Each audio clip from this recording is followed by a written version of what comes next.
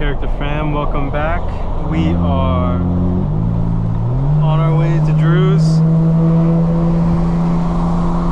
There's a little bit of rain. I was gonna do the windshield repair kit today. Let's see if it's raining up there. We really need some sunshine to do the windshield repair. It's really not that bad. I just don't want it to spread, you know what I mean?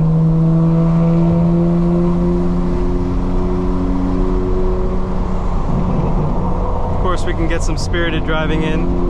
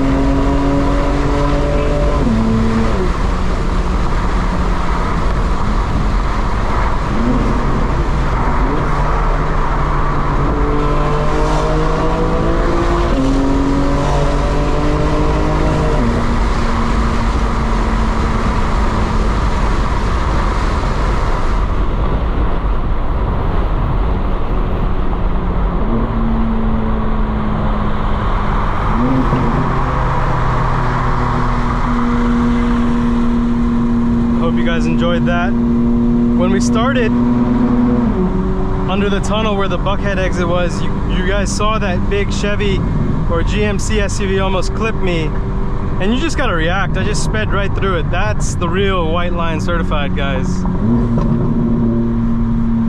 There's always a shitload of traffic up here, so if we slow down, I'll just cap it and then I'll resume when it opens up, guys. All right, let's go. Guys, today is Wealth and Wisdom Wednesday, and on the wealth side of things, if you're looking at the markets, there's going to be a lot of earnings coming up for technology companies. There's something called the NASDAQ 100, which is the largest non-financial companies, the 100 largest non-financial companies that are listed on the NASDAQ. And if you want an investment vehicle that essentially gives you exposure to all 100 of those companies, you should look at the stock ticker QQQ, which is an ETF that covers those 100 largest companies in the NASDAQ that are non-financial. QQQ, the biggest holdings, if you look at it, are Apple, Nvidia, Microsoft. So Microsoft is going to have their earnings at the end of this month. Shortly after will be Apple, and then Nvidia will have their earnings later in August. And QQQ really dropped a lot today. Today's Wednesday. It might be a good opportunity if you guys are trying to pick up shares in QQQ or play options in QQQ. So that is my piece of wealth advice. I also still recommend buying Bitcoin and Nvidia long-term on a repeat schedule. And I'm talking about a 3-year time frame if you're buying on a repeat schedule and holding Nvidia and Bitcoin, guys. Bitcoin just a few weeks ago was in the mid 50K range, and it's in the high 60K range now. So that would have been a nice 10 to 15% gain if you started buying at the low point. And if you want to day trade Bitcoin, piece of advice is, you can look for 5% swings and just line up your orders so you're buying and selling on 5% gains and 5% drops. So you would sell every time you gain 5%, you would wait for Bitcoin to drop another 5%, you'd reinvest, and then you would sell again when it goes up 5%. And then you can determine what you want, a 10% swing. But basically a 5 to 10% swing is very possible to day trade cryptocurrencies on. And I have been watching Solana, which has done really well in the past few months. So that's definitely another cryptocurrency to keep an eye out on, guys. Solana is doing extremely well.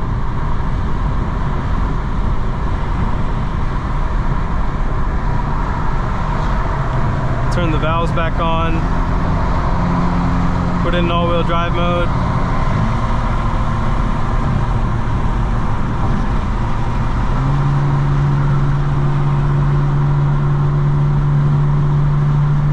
When the car is in rear-wheel drive and you're taking turns at speed, it just has a little bit more body roll and momentum going outwards than when you're in all-wheel drive. All-wheel drive really gives you the most amount of control to make maneuvers, and it's so nice to have in a car like this to be able to go back and forth between all-wheel drive and rear-wheel drive at a touch of a button.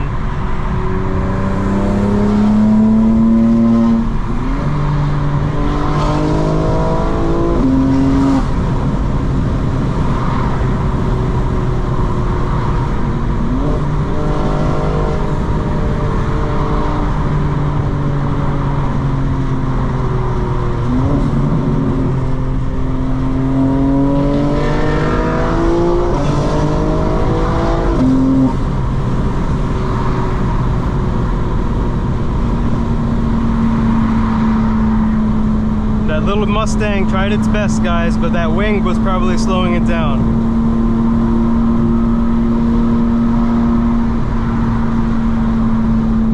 So let's talk a little bit about wisdom, guys. And a lot of you ask, about tickets and things like that. And yes, if you acquire a lot of tickets and you just pay them off, you're just gonna start accumulating a lot of points on your license, and you could lose your license. Not only that, your insurance costs will go up quite a lot.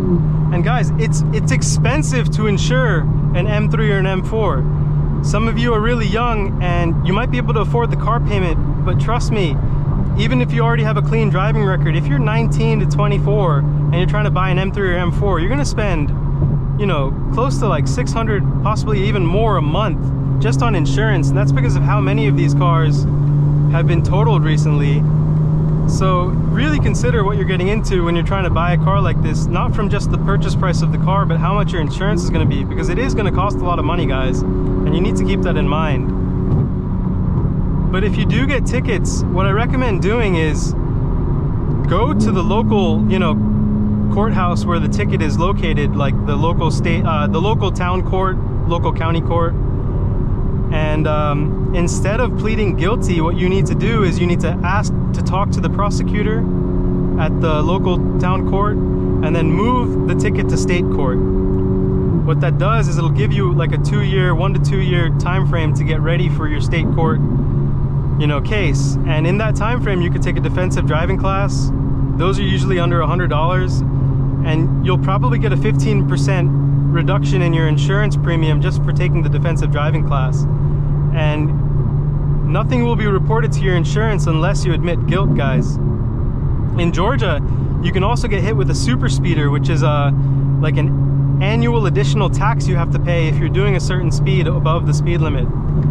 But what's really nice about Georgia is, let's say you're in a 65 mile per hour speed limit area and you get a ticket for 85. When you go to that local town court, the first thing you could ask is reducing the speed to 14 over and then just paying the fine. There's not any points associated with 14 over, so nothing will go on your license and nothing will be reported to your insurance company either.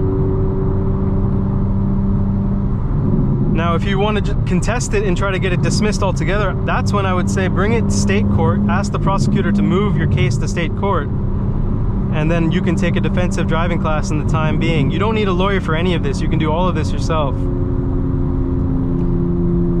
Once it gets to state court, you know, the states have so much to deal with that your traffic citation is going to be looked upon as something that they just want to, you know, either get dismissed or lowered to a much, you know, reduced charge. So you can take a speeding ticket to state court. You could take a reckless driving to state court, and you could reduce the reckless driving to 14 miles an hour over, or if it was a speeding ticket, you could reduce it to a non-moving violation. And a non-moving violation will not be reported to your insurance company, and it won't have any points on your license. So really consider those kinds of things, guys. That would be the wisdom part of today's Wealth and Wisdom Wednesdays, all right?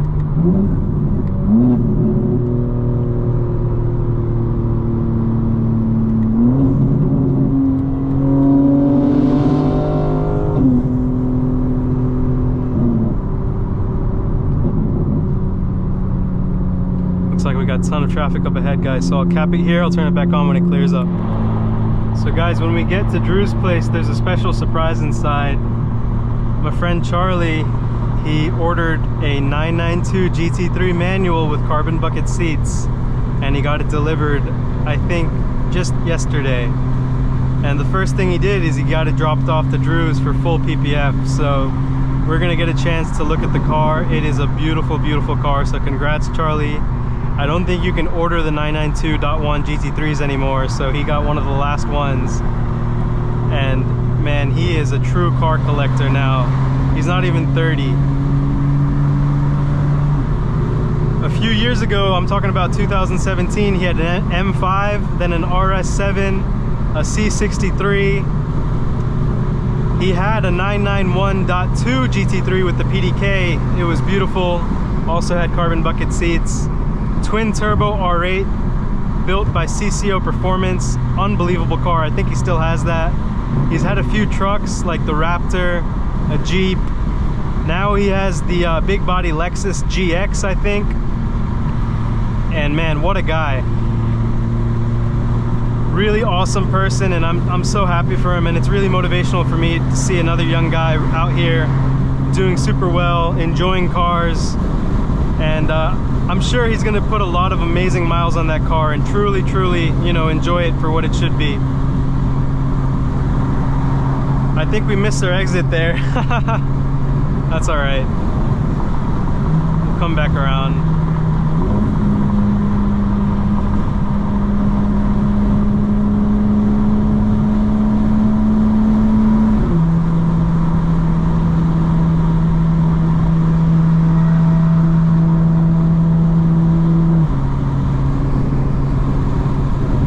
Once we get closer, I'll put this back on and I'll walk inside and give you an overview of that GT3, guys. All right, let's go.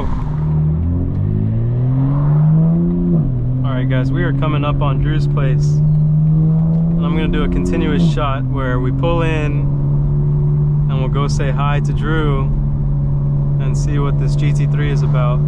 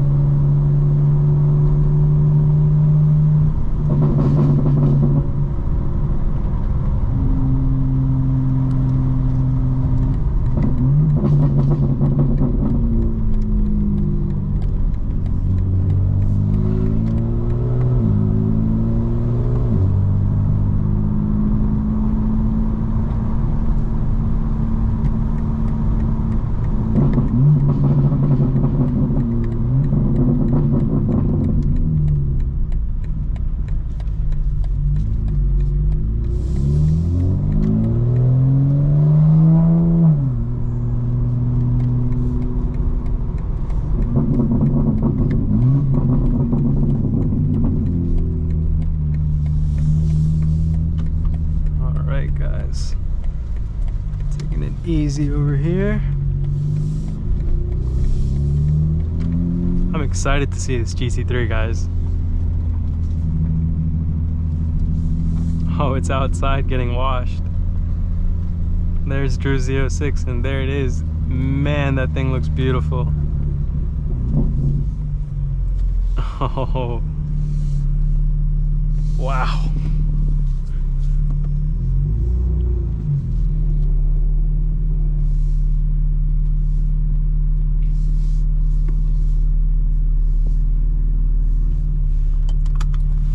There's Johnny's garage over there. He's got his daily, the Lexus, then the E63, and he has a C63 back there as well. But let's take a look at this beautiful GT3. Wow. Hey, Drew. Oh, man. Guys, look at that.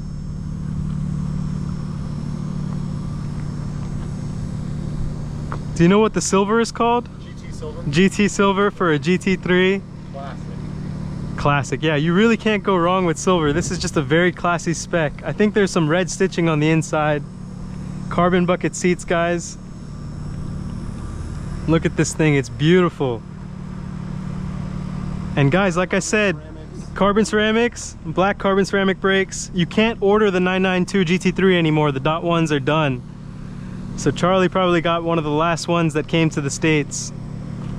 And it's a manual, guys. Colorado registration is pretty funny. Yeah. What a beauty, guys. The PPF's already on there? Not yet. Oh, just the cleaning before? Yeah. When the cars get shipped, there's all kinds of like contaminants already on the paint, so you really got to get a good cleaning. Glue, yeah. But Porsche does the delivery really well. I think he took delivery at the Porsche Experience Center. Did you go, Drew? Were you there? Yeah. That's amazing. Very special experience. I think there's a restaurant there that serves you a meal. And for what it's worth, I've been with a customer to pick up a Ferrari before, and this was significantly more. You guys hear that? See, it's even more special than picking up a Ferrari. Porsche's North American headquarters is here in Atlanta, and they have the Porsche Experience Center where you can actually see cars on track. You can have a meal. Coffee, you get to drive on the track. Unbelievable. Yeah. Of course, you don't drive your car when you get it on the track. You can drive their cars on the track. GT3. That's perfect. And as many people like the PDK, the manual is truly maybe the last of its kind. After the .1, we'll see if there's going to be a manual in the .2 for the 992. But wow, looks like there's some factory privacy. So the rear windows. It's tinted already. Oh, Drew actually did the tinting already. Okay. Clear taillights. Just unbelievable spec, guys. Unbelievable. Juice or orange soda. It is tasty and it's more natural than the other crazy chemical stuffs there. Drew's just talking about the pre-workout I have every day, guys. Wakes me up, gets me going. We're gonna be moving the car into the shop now, so that's gonna be pretty awesome. We'll be able to see the interior, hear this thing start up. This thing is getting full body PPF. Drew already tinted the Windows, he uses Expel Ceramic, which is the highest quality tint that you could get. When you use a ceramic tint, even though it looks dark from the outside, the inside, the optical clarity is really good. So when you get a cheap tint and you get really dark, you can't see outside of the car when you're inside the car. When you get a ceramic tint, not only does it protect from the heat, but you also can actually see out of the car. Look at that, guys. Leather everywhere, red stitching. Alcantara steering wheel with red stitching. Like this is an extra right here, like the bottom. Oh yeah. Even when you get the extended leather, this is an extra option. The side of the dash, the steering wheel column. Carbon fiber everywhere, guys. You can see on the door sills, all the way down to the console. Manual. Has a Porsche cup holder, which is awesome. If anybody's been wondering why it's like hard getting money these days, whatever, Charlie's just been taking it all. Charlie's been taking it all, guys. Yeah. And he's been putting it into cars, which is not a bad idea. For the rest of us. All right, guys, here we go. Let's little startup.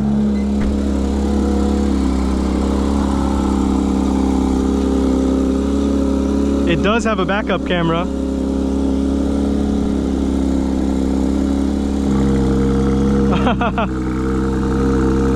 Sounds pretty good.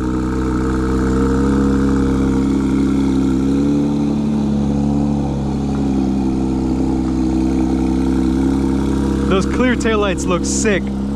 This is such a nice, classy spec, guys. Got Drew in here. What a beautiful car, guys. Unbelievable.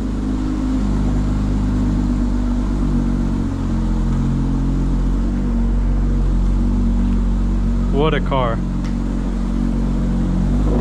Whew.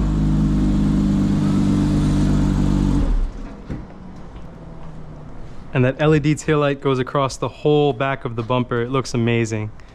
All Porsches smell burnt. They do. Porsches have a certain smell to them. I think it's a sweet kind of smell. And we'll let Drew do his thing, guys, as we wait for the adhesive to cure. We got another few minutes to go. As a really classic thing on Porsches is the factory normally does PPF here, and people usually do their own shark fin in like a contrasting color like black. Drew's actually gonna take that off because the whole car is gonna get full body PPF. And the car literally has every option. Extended fuel range tank. It has the Matrix headlights, which is an upgrade. It has the front lift so you can raise it up. Drew turned on the valves when he was starting up the car, so we heard it a little bit. It has the aluminum fuel door, which... You can open it. Oh, okay. You guys will see, very nice touch, very nice touch. It is a beautiful car, guys. And what's odd is, so these have the carbon ceramics, which are obviously an option. And then they charge you more to paint them black. That's interesting. So they're yellow standard. Black cost another like $1,000 or something. It's like, oh my gosh. Figure it would be the other way, but telling you guys, Charlie's not leaving any money for the rest of us. But it's amazing. Honestly amazing. This is such a motivational car to see. Brand new, delivered at the Porsche Experience Center, now at Precision Window Tint and Film. So you GT3 guys, GT3 RS guys, Drew has you covered as well. So guys, these are, I think, amber in the factory. So you see here, they're orange. And Drew has the clear set, so he's popping them out. And it's probably easier for you to do the PPF when that's out. I don't know if that matters at all. Yeah, if you want to, like, you know, wrap the little edge in there. If you're just doing kits, then it doesn't matter, but it's just a matter of preference. But yeah, so literally, it's as easy as just kind of... So if you see this and you're thinking about stealing, don't do it. Literally one clip holding them in. And actually, guys, the 991 Porsches, the previous generation, were renowned for having the headlights fall out on the track. Yeah, so these, on the 991, you literally just open the hood.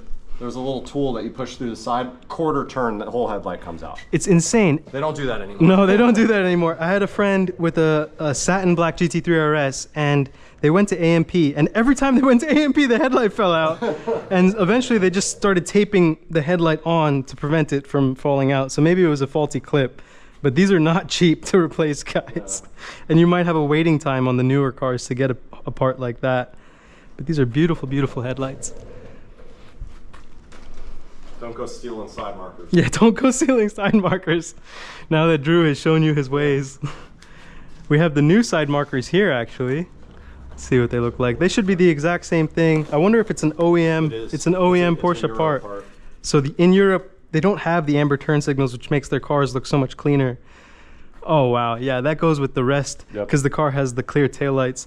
Even on the BMWs, the M3 and the M4 in Europe, the whole bumper is painted. There's not even a side marker. So, and there it is, guys, perfectly applied. It looks beautiful. There's even a silver trim inside, which is different than what you get from the factory. The factory has an amber trim on the inside as well. I think that's actually the turn signal. So we probably can test that out by turning the turn signal on, but that's why there's a module behind it, an electronic module that you have to click in. I'll show them over here. Yeah, so here we go, guys. This is the proper way. So opposite to what you would think you would want to put this side in first, but you actually want this side to go in first like this. There it is. And you basically compress that clip in to get that front one to latch, and then it kind of sets itself in There place. it is. There it is. Do you want to show them the turn signal? Let's see, it should. That's a quick test to see if the plug is working properly. Yeah, there you go. Look at that, guys. That looks super sick. That looks beautiful. This is the matrix LED system. You can see all the intricate details. It's kind of like an X. And then you have the amber. Well, it's clear, but the turn signal is amber. Oh, so good. At night, that's going to look amazing. The Porsche logo is actually in amber as well, which is pretty cool. All right, guys, you're seeing what money is like. 232K. These are the options: bucket seats, storage package, ambient lighting, which is an option weirdly, chrono stopwatch in guard red because the rest of the stitching is also red. Beautiful, beautiful car. Bose surround system, and so many leather options because, as you could see, there was so much leather on the car. What a beautiful car, guys. 15 miles per gallon, but who cares about that? 13 city actually. Look at this, guys. Carbon hood. Oh, you want to see another cool thing that he put on here? It's not fully installed yet, so you can ignore the little strap that's dangling, but these are bolster protectors. Oh, very nice. Yeah, so they're made to look like the actual bolster. That's amazing. But they just like strap over it, so it still needs to be fully installed. And guys, these are pretty much fixed bucket seats. They go front, back. They do go up oh, and they down, actually have power now. Yep. That was not there on the 991s, guys. Yeah. I remember that was not there. That's amazing. Just up and down though, you still have to manually slide it. No recline or anything. But not heated. It weighs 3,100 pounds. That's amazing. For a brand new car, that's incredible. It weighs 3,100 pounds, naturally aspirated, putting out the same power as a twin turbo inline 6. Yep. G80, G82. This is a flat 6. Revs to 9,000. 9,000 RPM, guys. There's no better feeling in the world than shifting at 9,000 RPM. And the funniest thing is, I see GT3s for sale all the time, and the owner says this thing has never been revved to 9,000. I'm like, what is the point of that? Like, that means that something's gonna break because you actually haven't mechanically driven the car the way it's meant to be driven. These are meant. It seems 9K. These are meant to hit 9K every day, hard. Go home, you know, you go to sleep, start it back up, no problems again. That is what a GT Porsche is about, guys. All right, guys, every day this week we've had rain, so I'm just checking the forecast to make sure we can do this. This is the Permatext windshield repair kit. This is a professional repair kit. There are instructions involved that I'll walk you guys through. So it comes with a syringe and plunger, the repair compound, an adhesive disc, pedestal, curing strip, push pin, razor blade, alcohol towelette, and the instructions. So we'll go through this step by step and I'll show you guys what this is like. Don't know if you can tell, but the windshield chip is right there, guys. It's right there. I don't want it to, you know, start spider webbing out and causing more damage to the windshield. And I also just want to take care of it aesthetically. So that's what we're gonna do while we're here. Let's open this bad boy up.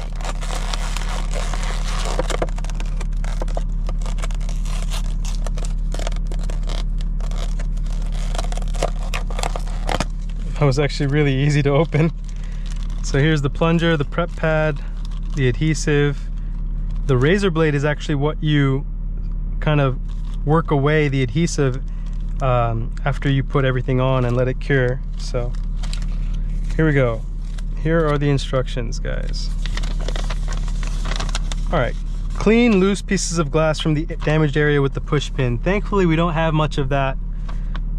Then we'll clean it with the alcohol towelette. We're gonna place a cloth at the bottom of the windshield so nothing drips down. We will take the adhesive disc, remove the backing off one side, line up the hole with the disc and put it right over there. Then we're gonna peel off the other side of the adhesive disc, line it up with the pedestal. So these are the adhesive discs. One of them is a pedestal.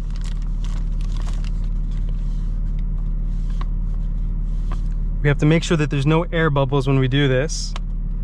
And from there, we're gonna remove the cap from the resin tube, which is right here, the bottom one, this white tube. Carefully cut the tip off to open the resin tube. Place the resin tube stem a 1/4 inch into the pedestal opening. So after we put the pedestal on, we'll put the stem in. And then the plunger actually pushes all the way into the syringe. And this kit, in my opinion, is the best because it creates kind of like a vacuum seal to properly make sure that the resin goes into the crack. All right, so I'm gonna go out now and start prepping this surface. All right, guys.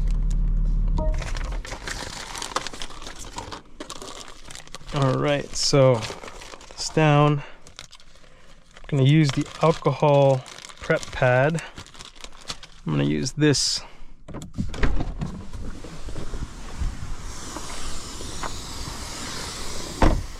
So if you can see, guys, it's right there. Clean that as best as I can.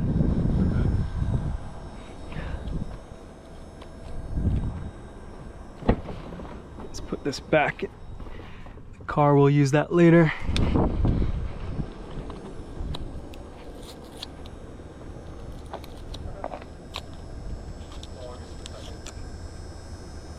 So the alcohol prep is to make sure that the surface is as clean as possible. You can see right where the impact was, guys. I'm actually going to put this right back in here in case we need to use more of it in a little bit.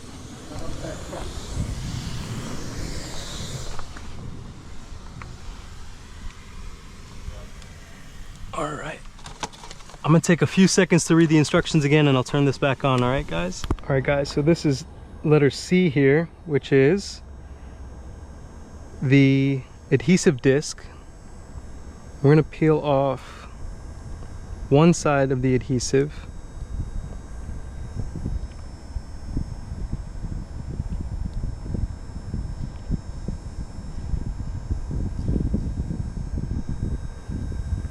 And let's just make sure that it matches the other side of the adhesive disc before we put this on. So this is how it's going to look, guys, like this. We basically have to place this over it, line it up exactly in the middle, and then put this in the middle of that. Just place this here for right now.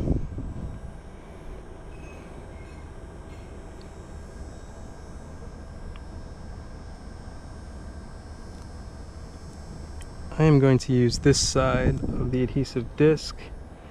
We're going to line this up directly in the middle, guys. Try to clean that up as much as possible.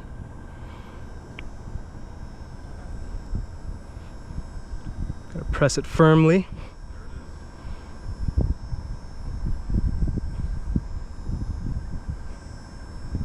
Guys, this kit was $20. You can get it for like $15 on Amazon. I got it at Advanced Auto Parts. All right. And when you put this on, you have to make sure that it's facing up like this, guys. So we'll peel the adhesive off this side.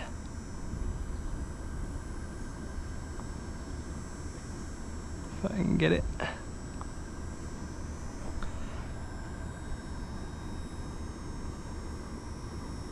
Come on now.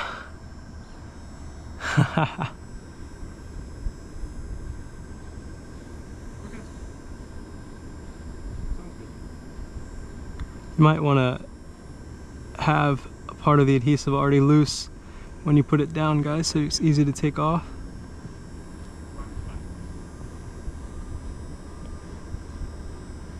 This is where having long fingernails comes in handy. There we go. All right, so boom. Now we have to be very careful to line this up and point it upwards, guys. So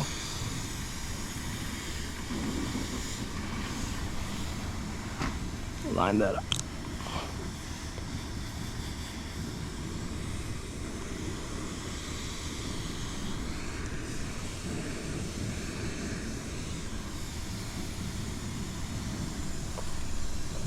Boom. Got that lined up pretty well.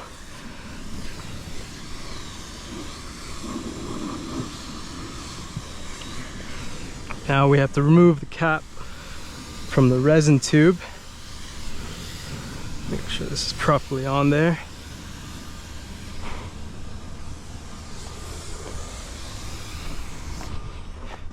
You have to be very careful when you remove the cap from the resin tube, guys.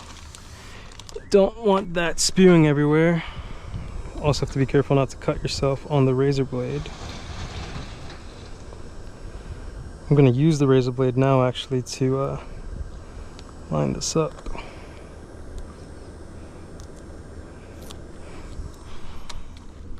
Put that right there.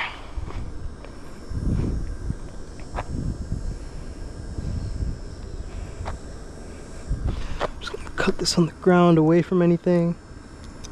There you go. Wipe off any of the adhesive on this blade, keep it right there. Okay, guys.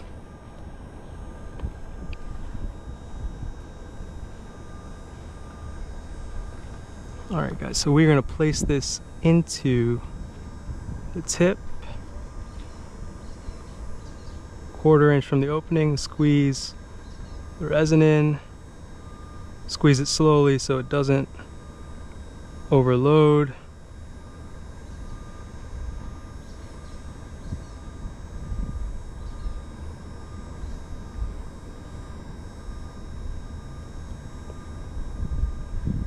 Don't really need too much, but I don't want to put too little in either. So you can see it going in there, guys. All right. Now we just want to make sure that we keep it aside and that it doesn't spew anywhere. So what I'm going to do is come back to see where we had the tip and put this aside so it doesn't spew anywhere else. Now what we'll need to do is gather the plunger, which is here.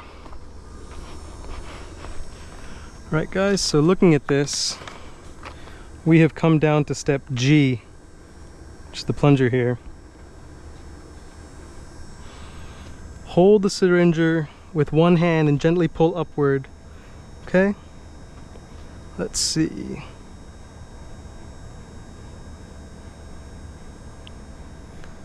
So we're going to push this thing all the way in. And we'll gently pull this up. And we're going to lock this at the lowest setting using the clip here.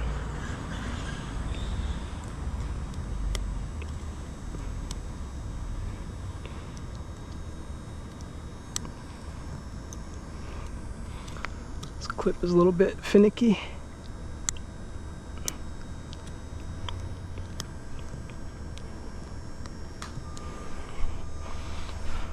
Let's see how we can get this clip in, guys.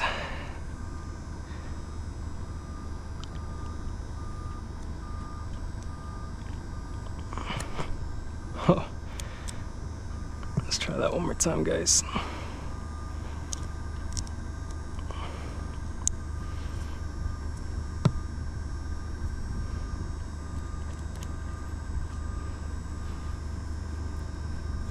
It said to lock it in at this first step here, so we're going to lock it in right here, guys.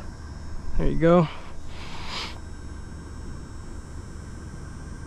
And now we need to sit for 10 minutes, all right guys? So after 10 minutes, we'll come back to it. All right guys, quick correction. When you first apply the plunger and you draw air out of it, you actually need the plunger to be locked in at the lowest setting. So we have that. It's been about 10 minutes.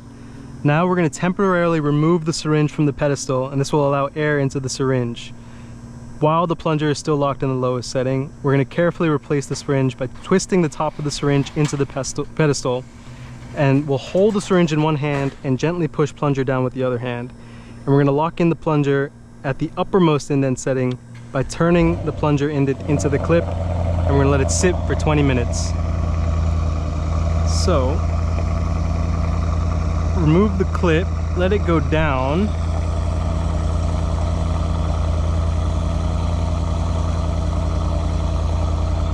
We're actually going to remove this from the pedestal to let air in.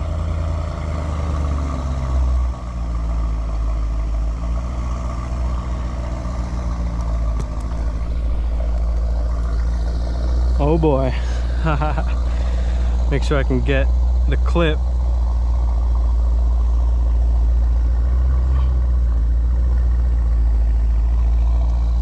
Alright guys, we got the clip. Let's see what it says. There's the E63.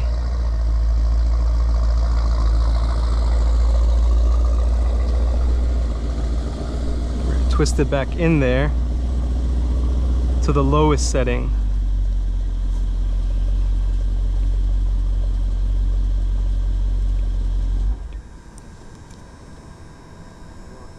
Hey man.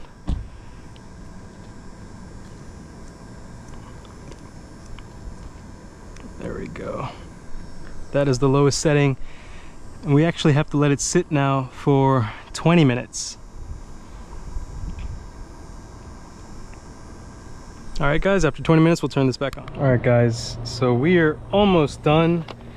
We are now on to step 8.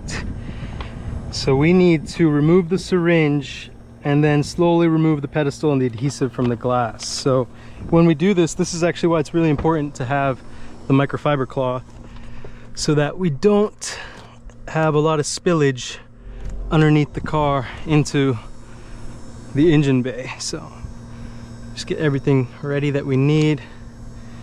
I'm gonna put this here nicely, capture all the spillage.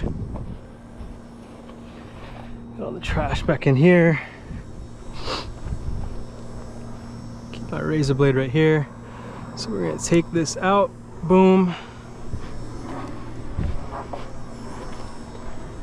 Put that there nicely. And this should allow us to take off. Oh, that came off my hand. Let's see how we can do this, guys. I think we can get underneath it. Pull this up.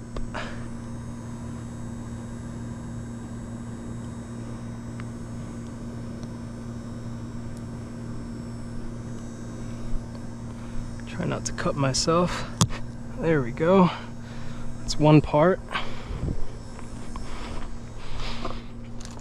Make sure we get this bee out of here. Come on, get out of here.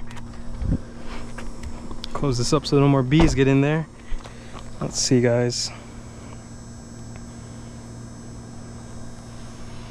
So we got to remove this now.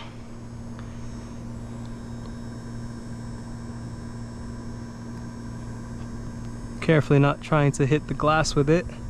You do not need this adhesive anymore. I did cut myself, so you got to be careful, guys.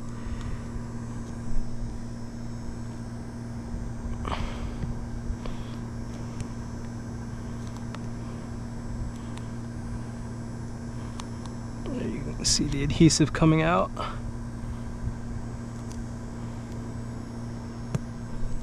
Okay. It's looking pretty good, guys, I should say. I'm gonna just dab my blood off. Keep this in here. Alright, so now we need to wipe off any residual resin. Put this down. Wipe this off.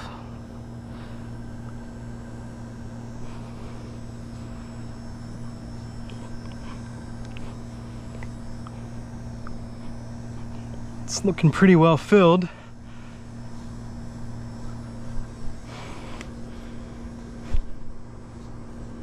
Should have been a little bit more careful with the razor blade, guys. That's why it's important not to cut yourself. Now let's see what else we got going on.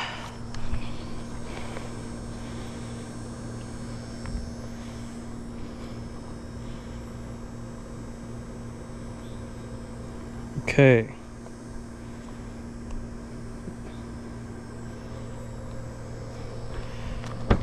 Now we need to get the curing strip.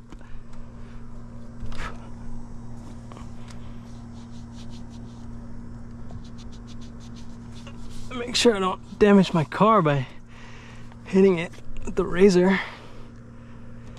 All right, where is that curing strip, guys? There it is. Got everything we need from out of the car.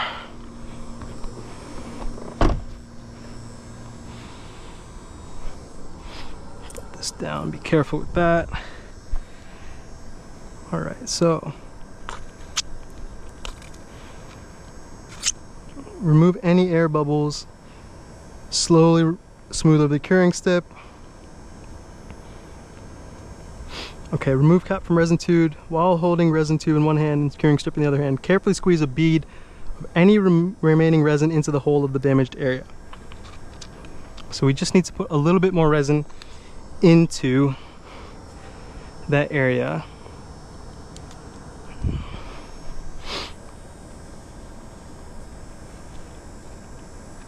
And then we put this curing strip over there. So we're gonna be pretty careful with this. Just... there we go. Before it drips too much. Let's place that right over it, guys.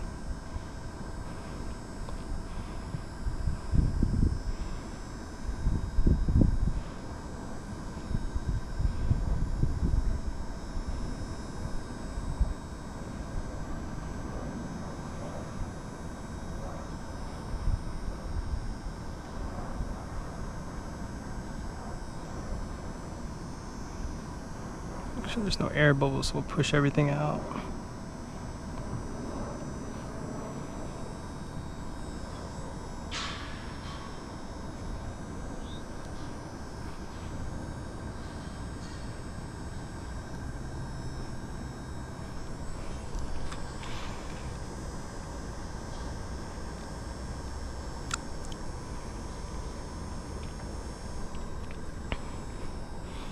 So you can use the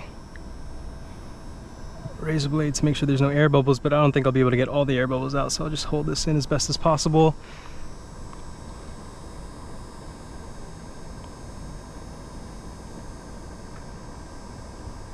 We need about an hour now, guys, so we're gonna let it sit for quite a while, and I'll turn this back on once we have it sitting.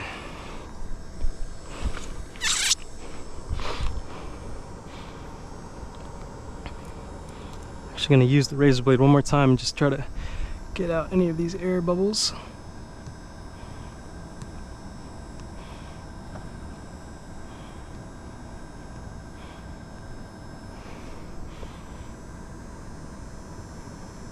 Those on the top are fine.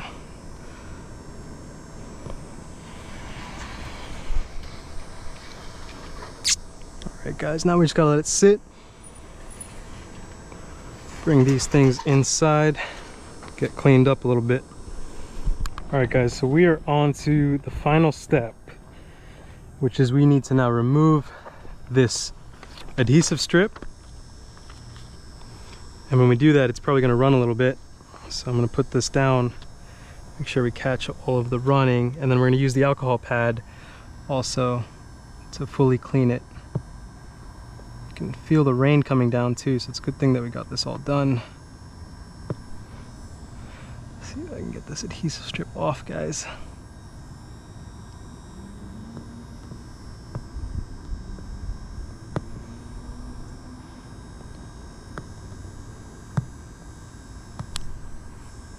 Almost had it. There we go. Nice. So we got that off. Clean this up as best as possible with the alcohol pad. Can't even see the chip anymore, guys. That's how good this was. I think we did a great job. And I think we filled this chip in properly. And we didn't use too much adhesive like you'll see on other videos. So you can still faintly see it, but it's mostly gone, guys.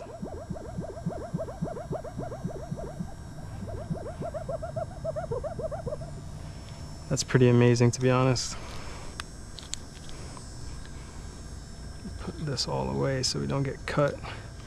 Man, I am cutting myself all over. When I tried to remove this strip, it went underneath my nail. But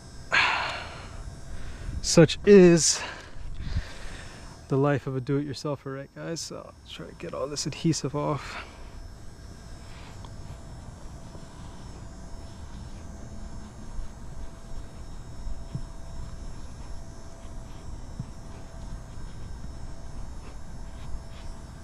So the chip has been filled in, guys.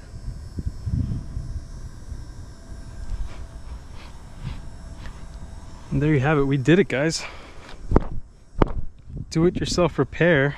A little bit of blood, a little bit of sweat, no tears. That chip is mostly gone.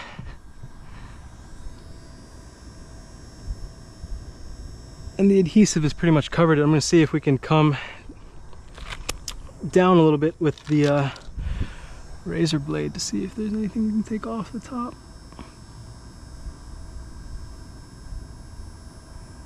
No, I think that's it, guys. So we filled in the chip, which means it will not spread. I'm pretty happy with the result, to be honest.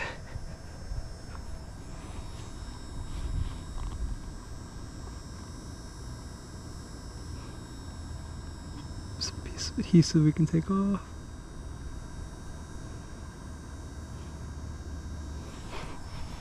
All right, guys, that is a job well done. I'll cap the video here. Hope you enjoyed. Let's go.